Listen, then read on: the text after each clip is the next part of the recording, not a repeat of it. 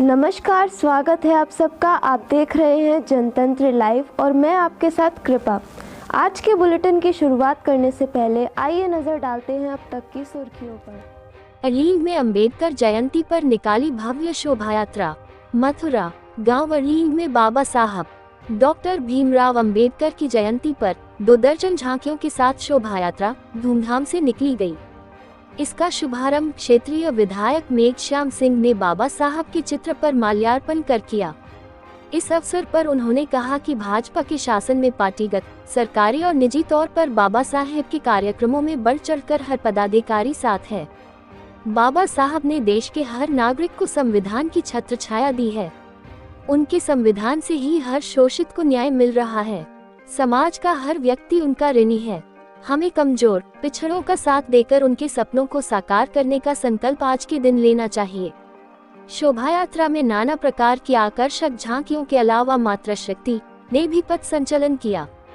शोभा यात्रा जाटव सभा स्थल से शुरू होकर मुख्य बाजार, सेहरा पायसा, तकिया मोहल्ला, गामेती, तलैया मोहल्ले से वापस सभा स्थल पर संपन्न हुई।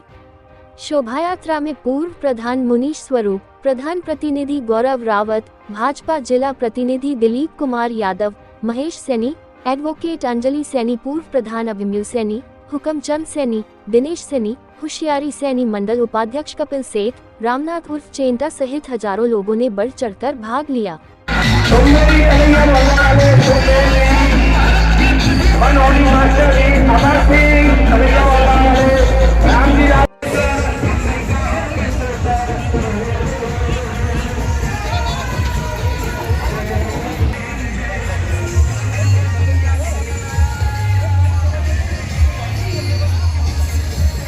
बाबा साहब अम्बेडकर की हम जो जयंती मना रहे हैं उनसे हमें सीख लेने की आवश्यकता है।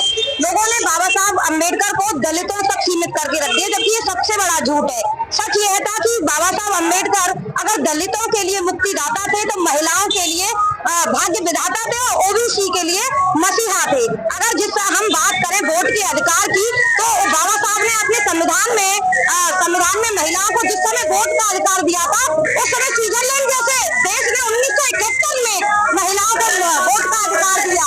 वहीं हम मातृत्व अवकाश की बात करते हैं, जिस समय बाबा साहब ने संविधान में मातृत्व अवकाश की घोषणा कर दी थी। अमेरिका जैसे देश ने 1993 में मातृत्व अवकाश दिया। तो इस तरह हम बताएं तो जो बाबा साहब भीमराव अम्बेडकर थे वो दलितों के भी मसीहा नहीं थे, वो महिलाओं के भी मुक्तिदाता थे। वहीं ओबीसी की बात करें तो ओबीसी समाज के लिए बात करें तो बाबा साहब भीमराव अम्बेडकर ने, जब तक हम पढ़ेंगे नहीं तब तक हम जानेंगे नहीं। अगर हमको जानना है, अपना इतिहास जानना है, उसके लिए सर्वप्रथम आपको शिक्षा लेनी पड़ेगी, संविधान को पढ़ना पड़ेगा। अगर आपको जानना है कि बाबा साहब ने ओबीसी के लिए क्या किया, तो सबसे पहले आप पढ़िए संविधान को। संविधान में 15(4) को खोलिए, संविधान में अनुच्छेद 16(4) को खोलिए, संविधान में अनुच्छेद 340 को खोलिए। जब आपको पता चलेगा कि बाबा साहब ने जब कुछ 3 मांगों को लेकर के जब अपने कानून मंत्री पद से इस्तीफा दिया था, उन्होंने कहा था, जिसमें सबसे पहला जो हिंदू कोड बिल था और दूसरा वही था कि ओबीसी कमीशन गठन किया जाए, जो ओबीसी की जनगणना करे और उनको उनकी आबादी के अनुपात में हिस्सेदारी दे।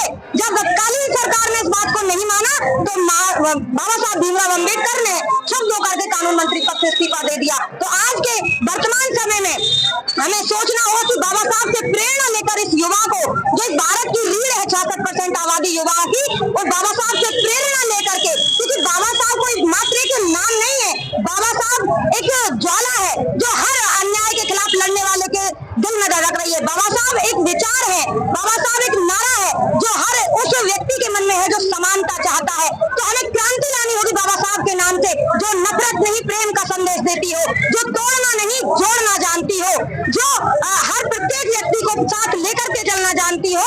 हम एक ऐसे स्कूल से ऐसे बच्चों को निकाले जो भारत दुनिया को चुनौती दे सके। हम हर घर खेत खलियान में इस तरीके से जाए कि किसान आज आत्महत्या कर रहे हैं वो आत्महत्या न कर पाए। तो बाबा साहब से प्रेरणा लेने की जरूरत है और भारत को विकसित बनाने की जरूरत है। हम कहते हैं कि भारतीय संविधान मात्र एक ग्रंथ नहीं है, वो एक कानूनी दस्तावेज नहीं है, वो भारत की एक जीवित श्रेणी है। जो हम लोग जिस तरीके से हम अपने अधिकारों की रक्षा के लिए जोश से आते हैं, हम सभी को उसी प्रकार से अपनी जिम्मेदारियों के लिए जोश से आना होगा। हम अधिकारों के लिए लड़ते हैं, वहीं हम अपनी जिम्मेदारियों को भूल जाते हैं, क्योंकि बाबा साहब ने हमें अधिकार दिए हैं तो उसी संविधान के अंदर बाबा साहब ने हमें कर्तव्य भी बताए हैं। लोकतंत्र की गरिमा के लिए, महिलाओं की सुरक्षा के लिए, पर्यावरण की रक्षा के लिए, शिक्षा के लिए और चिकित्सा